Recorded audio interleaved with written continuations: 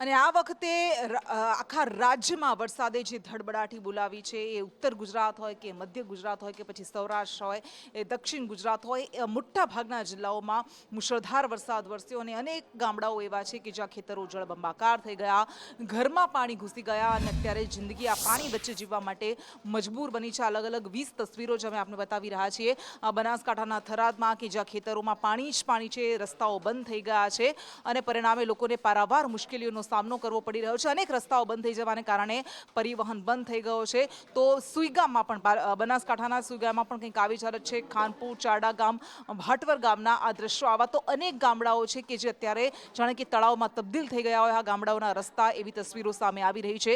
સાંતલપુરમાં લોકોના ઘરમાં પાણી ઘૂસી જતા ઘરવકરી પલળીને નાશ થઈ ગઈ। પરિણામે લોકો કહી રહ્યા છે કે અમારે આમાં જીવવું કેવી રીતે? તો રાધનપુર, ચિત્તરવાડા, ધોળકા, ચાંચરાવાડી, બાવળા, કચ્છ જે રણ પ્રદેશ ગણાતું કચ્છ છે ત્યાં પણ રણ દરિયો બની ગયું હતું। એ તસવીરો આપણે જોઈ હતી, સૌ કોઈને ચોંકાવી દીધી હતી એ તસવીરોએ। તો દક્ષિણ ગુજરાતમાં ભરૂચના જંબુસરમાં કે પછી વડોદરા, માળિયા બધે જથી એક જ પ્રકારની તસવીરો સામે આવી રહી છે, જ્યાં જુઓ ત્યાં પાણી જ પાણી છે।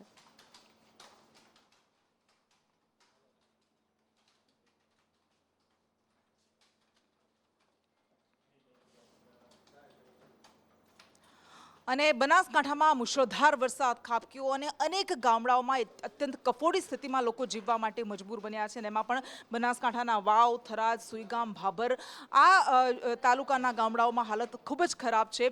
વાવનો એ ભાટવર ગામ બે દિવસ વીતી ગયા પરંતુ તેમ છતાં હજુ સુધી પાણી ઓસરવાનું નામ નથી લેતા। સરહદીય બનાસકાંઠા જિલ્લામાં જે પ્રકારે 2 દિવસ પહેલા જે વરસાદ થયો અને આ વરસાદ તારાજી સર્જી ગયો છે। જિલ્લાના વાવના ભાટવર ગામે છું અને ભાટવર ગામની તારાજીના દ્રશ્યો છે તે આપને બતાવવા માંગી રહ્યો છું। જે પ્રકારે બોટમાં સવાર થઈને અત્યારે સંદેશ ન્યૂઝની ટીમ છે તે ભાટવર ગામની મધ્યમાં પહોંચી છે। અહીંયા 8 થી 10 ફૂટ જેટલું પાણી છે તે પાણીનો ભરાવો છે તે ગામની અંદર થયેલો છે। અહીંયા 50 થી વધુ લોકો છે તે આ ગામની અંદર અટવાયા હતા। એસડીઆરએફની ટીમ દ્વારા રેસ્ક્યુ કરીને અત્યારે લોકોને બહાર કાઢવામાં આવ્યા છે। લોકો છે તેમની સાથે સીધી વાત કરવાનો પ્રયાસ કરીશું। શું કહો છો કાકા, ક્યાંના છો તમે? કેટલા લોકો ફસાયા? 50-60 કરોડ કાઢી દીધા। 50-60 લોકો કાઢી દીધા। તમે એસડીઆરએફ ની સાથે સાથે છીએ, સાથે મદદ કેવી સ્થિતિ છે અહીંયા? હાલ તો હવે રેડી છે। હાલ તો પેલા ગાડીને એટલે સારું છે। કોઈનો ફોન બોલ લાગે? ના, ફોન બોલ કોઈ લાગતો નહીં। કોઈને ફોન નથી લાગતો? 2 દિવસથી કોઈ કોઈ 24 કલાક કોઈ કોન્ટેક્ટ જ નહીં। શું કહો છો કાકા, કેવી સ્થિતિ છે? અરે કોઈ બાજી નહીં, અમારે તો વિધિ મોય 2 જગ્યા કાઢ્યા છે, પૂછે તરસે છોકરાને બચ્ચાનું મોય। અને કહેવાય છે કે અતિની નહીં ગતિ। બનાસકાંઠા રાહ જોઈ રહ્યું હતું, વરસાદે લાંબો વિરામ વરસાદે લીધો હતો પરંતુ ત્યારબાદ જે વરસાદ વરસ્યો કોઈએ કલ્પના નહોતી કરી કે 17 ઇંચ વરસાદ વરસશે। એ થરાદમાં મુશળધાર વરસાદ વરસ્યો, સોસાયટીમાં પાણી ભરાઈ ગયા છે, ઘરમાં પાણી ઘૂસી ગયા છે અને લોકો હજુ પણ રાહ જોઈ રહ્યા છે કે આ પાણી ઓસરશે ક્યારે। પોણીનો તો કોઈ પાર જ નથી। 48 કલાકથી આરાથી અતિ ભારે વરસાદ ને વાવાઝોડું ઝાડખા પડી ગયા અને નુકસાનમાં તો કોઈ પાર જ નથી। ગાડીને તણાઈ ગઈ, સાહેબની 3 ગાડી નાખી, મારી 2 ગાડી નાખી। જે ઘરમાં બાળકો 8-8 ફૂટ પાણી હોય શું કપાતું? કોઈ તંત્ર આવ્યો કોઈ તમારે? કોઈ ફોન નથી ઉપાડતું। તંત્રને ફોન મામલતદારનો લેન્ડલાઇન નંબર ફોન આવ્યો છે, કરે મરી ગયા। 50 ફોન કર્યા, કોઈ ઉપાડતું નહીં। સમગ્ર ગુજરાતમાં વરસાદની ભારે આગાહીને લીધે થરાદ શહેરના તમામ રસ્તા જળબંબાકાર થઈ ગયા છે। તમે જોઈ શકો છો મારી પાસે જે બસ સ્ટેશન છે તે પણ જળબંબાકાર થઈ ગયું છે અને અંદર જે બસો છે તે બસોનો ગ્રામીણ વિસ્તારના જે રૂટ છે તે કેન્સલ કરવામાં આવ્યા છે અને અત્યારે 40થી વધુ બસો તે હાઈવે પર ખસેડવામાં આવી છે।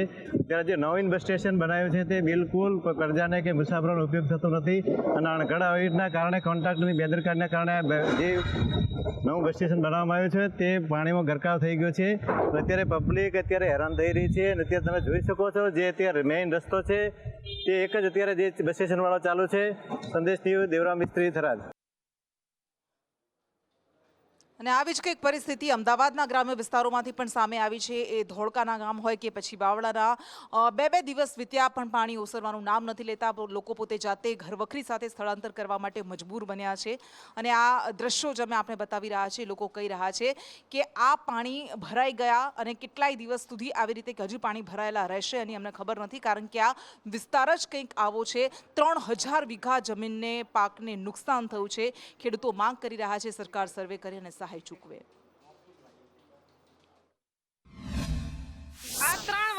આપ્યા હેરાન કરે છે એમ કે આવતી સાલ અમે કરી દઈશું પાણીનો નિકાલ, પણ હજુ કરતા નહીં. આગળથી ગંડાળા મૂક્યા નહીં, ના બ્રિજના હિસાબે પાણી જતું નહીં, બધા લોકોના ઘરે અંદર પડી ગયા. અમદાવાદ શહેર નજીક આવેલા બાવડા વિસ્તારમાં જ્યાં જોવો ત્યાં પાણી જ પાણી જોવા મળી રહ્યા છે, જ્યારે તંત્ર દ્વારા બેરિકેડ લગાવીને રોડ રસ્તા બંધ કરવાની ફરજ પડી છે.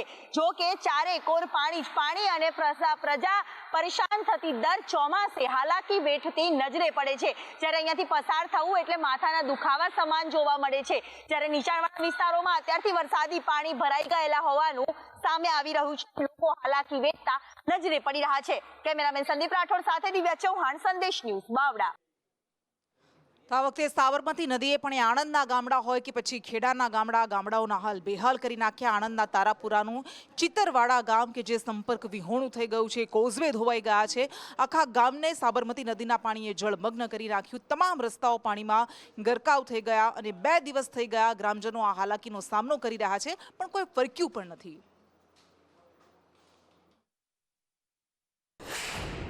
આ મુસીબતે ચિતરવાડા ગામની અંદર અમે ટ્રેક્ટર દ્વારા પ્રવેશી ગયા અને હાલ પહોંચેલા છે ટાંકીવાળા ફળિયામાં.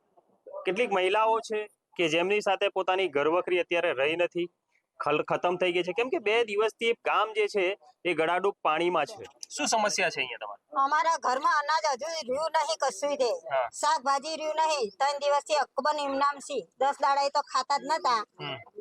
લોટ હતા તે બનાવીને ખાતા હતા, તો કઈ રહ્યું નહીં.